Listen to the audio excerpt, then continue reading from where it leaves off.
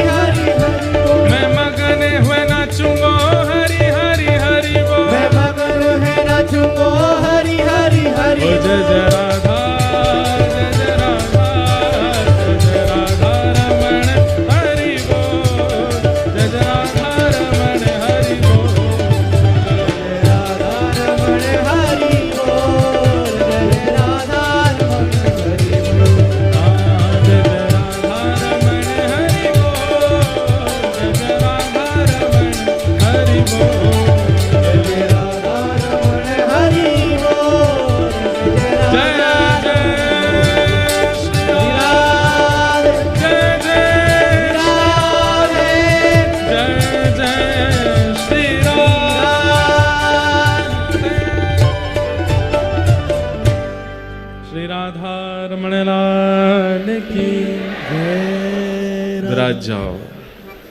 आसन वर्णास्त्रयो यास्य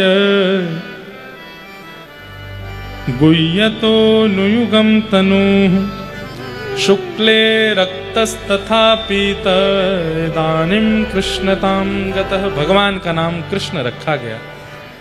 एक दो जरूरी बातें हैं बंधुओं, बहुत ध्यान से सुनिए सब लोग। 1 तारीख को प्यारे गिरधर लाल जी का होली महोत्सव यहां नहीं होगा, बल्कि गिरधर लाल जी की गौशाला जो कि गोंदा अटस में है वहां होगा।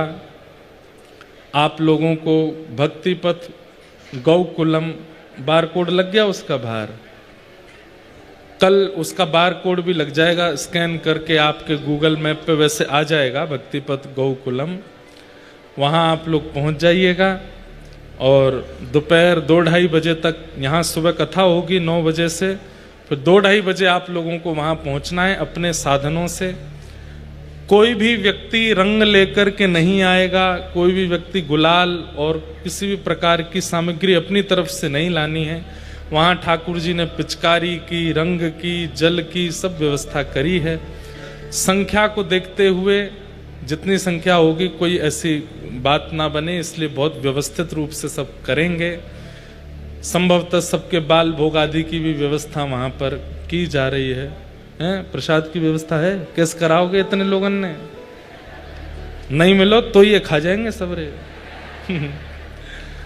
तो सबकी प्रसाद की भी व्यवस्था है और हमें प्रयास ये करना है कि इस समय तक, यानी कि दिन डूबे उससे पहले आप सब लोग वहां से निकलें, क्योंकि एकांत है इसलिए सबकी हमको जिम्मेवारी लगती है अपने ऊपर। आप सब लोग बहुत विलंब नहीं कीजिएगा, 2-2:30 बजे तक आ जाइएगा। 3 बजे से और 5 बजे तक 2 घंटे 2.5 घंटे ठाकुर जी का रंग महोत्सव, नौका विहार और होली खेलन, और उसके बाद अंत में ठाकुर जी का डोल। ये 3-4 क्रम वहाँ पर होंगे। सब लोग बड़े प्रेम और भाव से आ जाइएगा। और एक घोषणा और कर देते हैं, कर दें। हमने किसी से बात किए बिना ये घोषणा करने, हो सकता है हम में बाद में डांट भी पड़े, लेकिन हम कर देते हैं। अगले वर्ष होली महोत्सव पर लाल जी, प्यारे गिरधर लाल जी 84 कोस यात्रा करेंगे। और जितनी जोर से जय जयकार आपने करी, सुन के अच्छा लगा, लेकिन अब व्यवस्था तो ठाकुर जी चाहेंगे जैसी होगी, पर हमारा मन पैदल यात्रा का है, ना कि गाड़ियों से हो। और पैदल यात्रा में लगभग 26 से 30 दिन की यात्रा होगी अगले वर्ष। और वो ऐसा रहेगा कि होली के जैसे ये आज एकादशी है, एकादशी वाले दिन ही हम लोग यात्रा का विश्राम करें। और अब इसमें एक चीज जो बहुत बड़ा टास्क होने वाला है वो ये कि बच्चों के एग्जाम रहते हैं इन्हीं दिनों में, बच्चों के पेपर रहते हैं, तो कई लोग तो इसलिए भी नहीं रह पाएंगे। टेंट हाउस चला करेंगे, 3-3 टेंट हाउस साथ में चलेंगे। अगले पड़ाव पर टेंट हाउस लगा है, वहां पहुंच करके टेंटों में ही सब लोग रहेंगे। रात्रि को वृक्षों के नीचे वहीं किसी वन में सबकी प्रसादी, थोड़ी देर का बढ़िया प्रवचन हुआ करेगा। भारतवर्ष के संतों को निमंत्रित करेंगे, हर दिन एक कोई संत वहां पहुंचा करेंगे, भारत के, व्रज के। ऐसे यात्रा करने का विचार है। योजना तो बहुत दिन से बन रही है, पर हम मंच से बोल देते हैं तो ही हो पाता है। अब बोल दिया है तो अब होगा। कथाएं दे रखी हैं कईयों को, सबकी आगे पीछे करेंगे। कथाएं हैं अगले वर्ष भी इन तिथियों में, लेकिन अब उनसे हाथ जोड़ देंगे और उनसे कहेंगे जो सहयोग आप कथा में कर रहे हो वो यात्रा में ही कर देना। और एक बार हमने भी अभी तक 84 कोस यात्रा नहीं करी व्रज में रहते हुए भी, तो हम भी पहली बार ही करेंगे। और पहली बार करेंगे तो गाड़ी से नहीं, पैदल ही करेंगे।